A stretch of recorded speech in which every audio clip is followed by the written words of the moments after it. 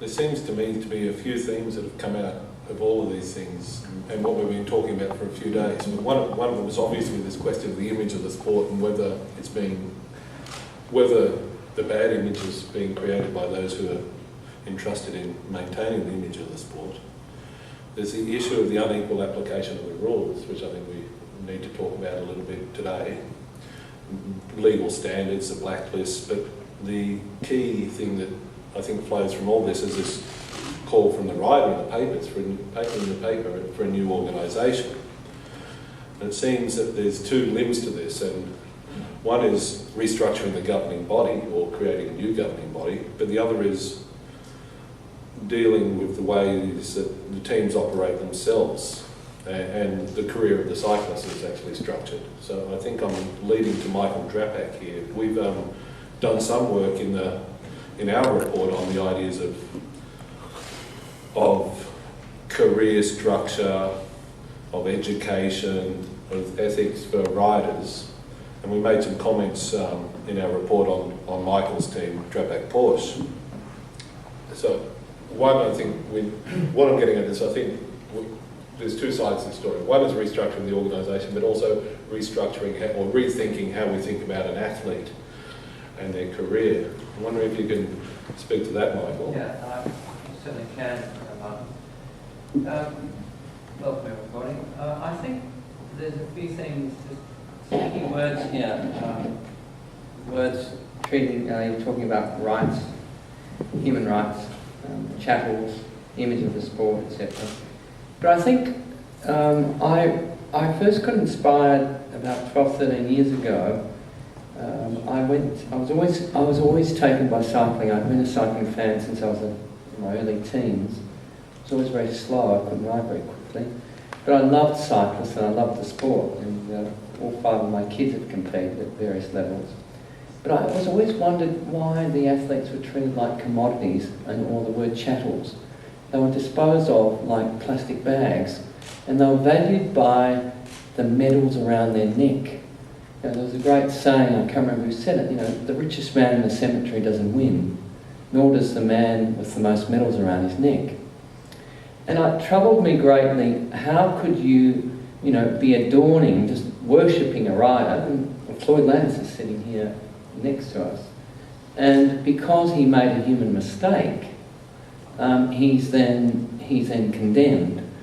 I couldn't, or he got to the end of his use-by date, or put it more simply, the door of his sport closes for whatever reason, and then those people that we just adored are no longer, they're disposed of, they're no longer required. Someone waving over to me?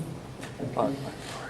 So for us, for me, sport and cycling is really a condensed version of life.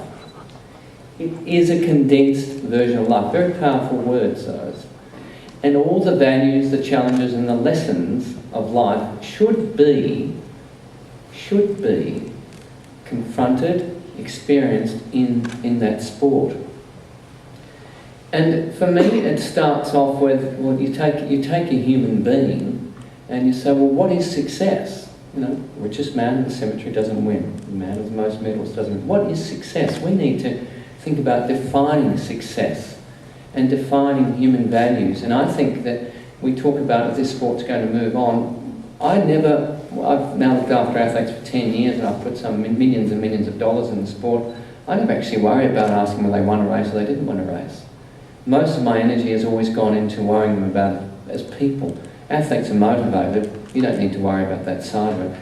But for me, if I was to be a little bit more specific about the things which need to change in the sport and things that you can take home and they're simple to implement, for me it's really simple.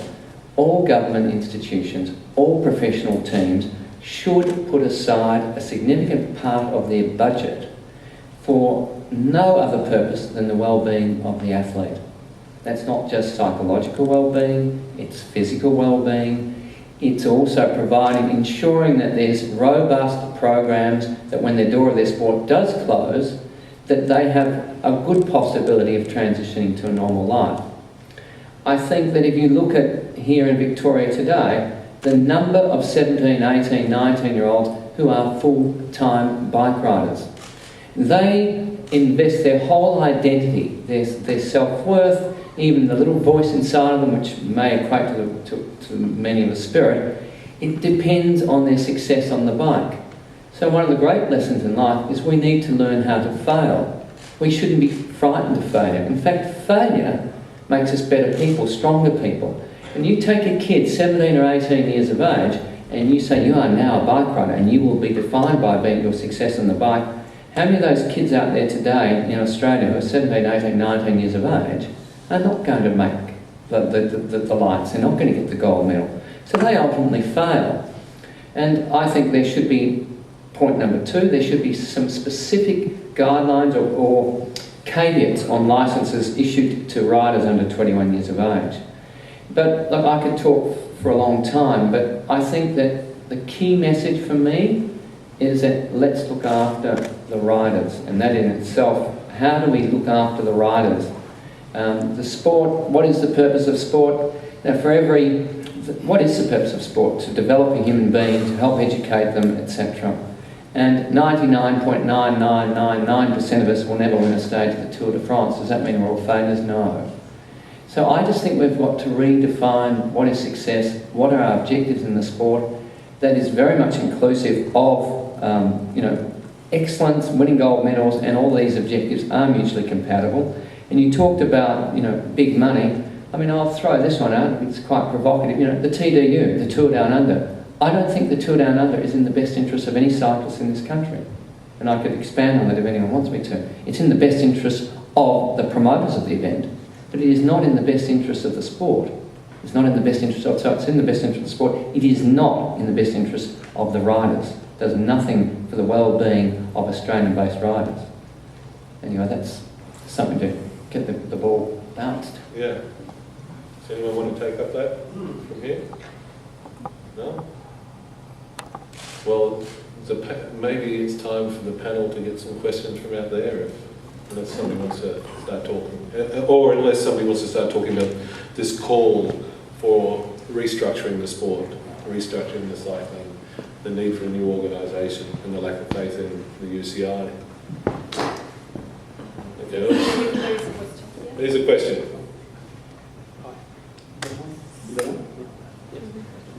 Hi, I'm Daniel. I'm a local medical student and local racer as well. My question, I didn't realise that Michael Drapac would be here, so it's really great to see you. Thank you for coming. You have a really healthy attitude towards sport and winning, which is awesome, but specifically to you and Floyd, there's a couple, what's come out of the last 2 days has been I feel quite bleak on the image of professional cycling.